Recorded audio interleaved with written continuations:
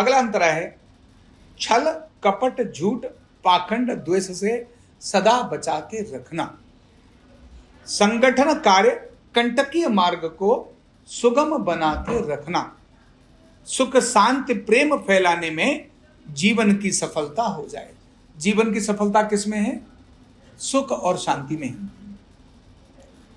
ऐसे तो एक अकेला व्यक्ति भी बहुत कुछ कर सकता है, लेकिन कहते ना, ऐसे तो एक पैर भी अपने आप में बहुत कुछ काम करता है, लेकिन दूसरा भी अगर साथ देते तो बात ही कुछ और है।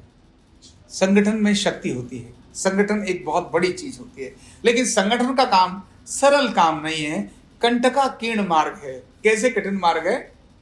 एक तो अपने लिए यह है कि दूसरों से एडजस्ट करना पड़ता है। तब दो लोगों को गाड़ी में, ट्रेन में लड़ाई हो जाती है जब सीट बुक होती है।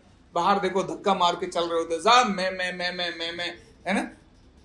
कल मैं गया मंत्री जी के पास, वहां मंत्री जी ने सबको कहा कि मेरे पास समय है, और सामने आगे लोग खड़े हुए थे, वहां बैठे थे। उन्होंने कहा कि आप सबका जो भी ज्ञापन है मैं लूंगा और सबसे मिलूंगा, जब मिलूंगा तभी जाऊंगा।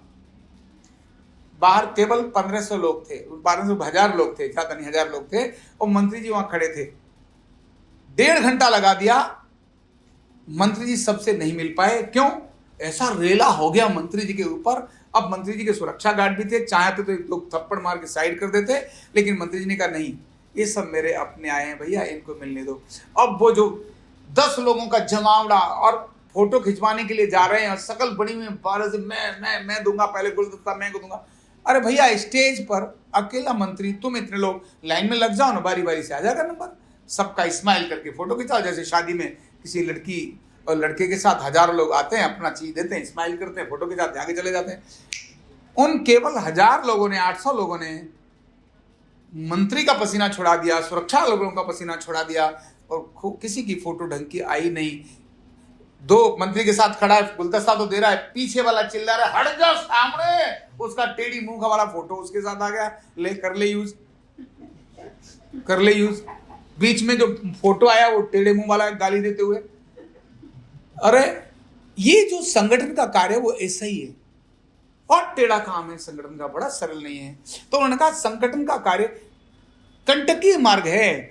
अनेक सारे लोगों की समस्याओं को सुनना भी पड़ता है। ये इनकी समस्या आपस में हो गया, अब दोनों को ये कहते हैं मैं तो नहीं काम कर रही हूं, क्यों, इसने मुझे ऐसा क्यों कहा। तो भैया इसने कहा है संगठन से क्यों जा रही है, तो इधर तो बात कर ले, मैं इसको समझा देंगे। तो नहीं, दोनों की लड़ाई में संगठन के बीच में, ये सरल नहीं है। और फिर इसके अलावा भी काम करने के लिए जब जाते हैं, संगठन के माध्यम से जाते हैं, तो बहुत सारी संगठन के कार्य ऐसे होते हैं जो दैनिक कार्यों में कठिनाई के कारण बनते हैं। हमें अपनी सुख सुविधाओं को छोड़कर संगठन के हिसाब से चलना पड़ता है। हमारी जवाबदेही होती है, हमारी जिम्मेदारी होती है। बहुत बार भोजन नहीं मिलता, बहुत बार सोना नहीं मिलता, बहुत बार नहाना नहीं मिलता, बहुत बार ठंड में मरते हैं, बहुत बार गर्मी में मरते हैं। अनेक सारी चीजें, कंटकीय कारण है, काम है ये संगठन का।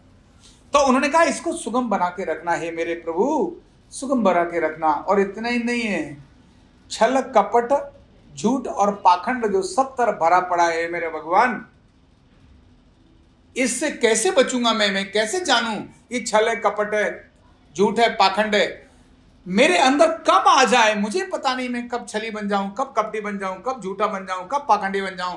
तो हे मेरे प्रभु, आप मुझे बचा के रखना, क्योंकि ये बचा के रखोगे तभी मैं इस संगठन के कार्य को ठीक से लगा के लेके जाऊंगा। तो हे मेरे भगवान, ये जो संगठन का उद्देश्य है सुख शांति और प्रेम फैलाना, इसमें मेरे जीवन की सफलता हो जाए। हे मेरे प्रभु, ऐसा मुझे करके रखना। तो ये जो पर्पज जो बताया है संगठन का, संगठन के कार्य जो कठिन कार्य है उसको सुगम बनाने के लिए छल कपट और द्वेष ये पता नहीं चलते, लेकिन आपको अंत में केवल दुख देते हैं, केवल कष्ट देते हैं। इसकी जगह केवल प्रेम शांति यही आपको सुख देते हैं। तो ये उजियारा हमारे मन के अंदर आए, जिसके लिए मैंने पहले कहा छल कपट झूठ और पाखंड ये मेरे अंधेरा है, मेरा डार्क है, ये मुझे गलत रास्ते में लेके जाता है, ये लोगों को दुखी करने का कारण बनता है। मेरे भगवान, तो मुझे सुख की तरफ लेकर जाओ, मुझे आनंद की तरफ लेकर जाओ।